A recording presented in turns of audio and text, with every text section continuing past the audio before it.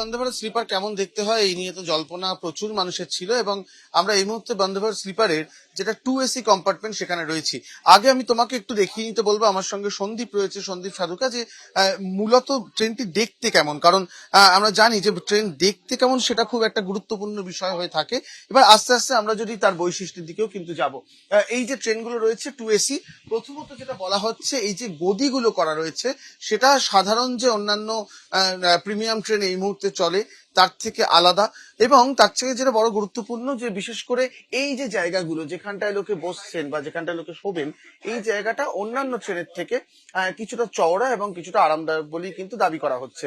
তার পাশাপাশি সন্দীপকে দেখাতে বলবো এই দিকগুলো, সেখানে এই চার্জিং এর ফেসিলিটি থেকে শুরু করে এগুলো তো থাকছেই, এবং তার সঙ্গে বিভিন্ন সকেট, বিভিন্ন রিডিং লাইট, যেটা এই মুহূর্তে আমরা জ্বলছে দেখতে পাচ্ছি, এই রিডিং লাইট এগুলো টাচ স্ক্রিন দিয়ে চলছে, এবং প্রত্যেকটি প্যানেলে এই রকম এসির উইন্ডো রয়েছে, যেটা এই যাত্রাকে অনেকটাই আকর্ষণীয় এবং আরামদায়ক করবে বলে মনে করা হচ্ছে। ভোটমুখী বাংলা আমরা জানি, এবং সেখানে যেটা বলা হচ্ছে যে এই ট্রেনটি পশ্চিমবঙ্গের কোন কোন জেলার মধ্যে দিয়ে যাচ্ছে, যদি দেখি হচ্ছে হাওড়া, হুগলি, পূর্ব বর্ধমান, মুর্শিদাবাদ, মালদা, জলপাইগুড়ি, কুচবিহার, এবং পাশাপাশি আসামের বঙ্গাইগাঁও, কামরূপ, এই জেলাগুলোতে কিন্তু পরিষেবা দেবে। এবং বলে রাখা দরকার যে আসামেও কিন্তু 2026 সালে ভোট, এবং সেই আবহে বন্দে ভারত স্লিপারের যে প্রথম যাত্রা সেটা কিন্তু পশ্চিমবঙ্গ থেকে গুয়াহাটির মধ্যে। বন্দে ভারতের স্লিপারের ভাড়ার ক্ষেত্রে যেটা বলা হচ্ছে যে খাওয়া দাওয়ার সুবিধে রেখেই কিন্তু এই থার্ড এসিতে কেউ যদি সম্পূর্ণ ট্রাভেল করেন তাকে কিন্তু 2300 টাকা দিতে হচ্ছে। সেকেন্ড এসির ক্ষেত্রে যে কামরা আমরা রয়েছি সেখানে 3000 টাকা, এবং ফার্স্ট এসির ক্ষেত্রে সেটা 3600 টাকা পর্যন্ত হবে। 16টি কোচ থাকছে, এই 16টি কোচ মিলিয়ে প্রায় 820 জন যাত্রী একসঙ্গে যেতে পারবেন। তবে একটি সিদ্ধান্ত কিন্তু এখানে নেওয়া হয়েছে, কোন রকম ওয়েটিং বা আরএসি টিকিট কিন্তু এখানে বিক্রি করা হবে না, শুধুমাত্র নিশ্চিত আসনেই টিকিট দেওয়া হবে।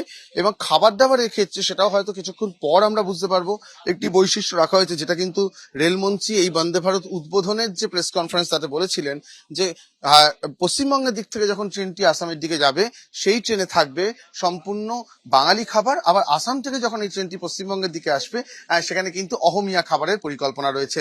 সার্বিকভাবে বিভিন্ন রকম ভাবে এই বন্দে ভারত স্লিপারকে আকর্ষণীয় করে তোলার চেষ্টা করা হচ্ছে। আমি সার্বিক চেহারাটা আরো একবার সন্দীপকে দেখাতে বলছি, কারণ ওপরের দিকে লাইট থেকে শুরু করে প্যানেল, প্রত্যেকটিতে সিসিটিভি ক্যামেরা, এবং অবশ্যই নিরাপত্তার একটি বিষয় থাকছে, কারণ সর্বোচ্চ গতি বন্দে ভারতের হতে পারে 180 কিলোমিটার প্রতি ঘন্টা। কিন্তু যেটা দাবি করা হচ্ছে এই ট্রেনের নকশা এমনই যে এতটাই অত্যাধুনিক যে দুরন্ত গতিতে ছুটলেও যে ঝাঁকুনি আমরা অনুভব করি সেটা কিন্তু এখানে থাকবে না।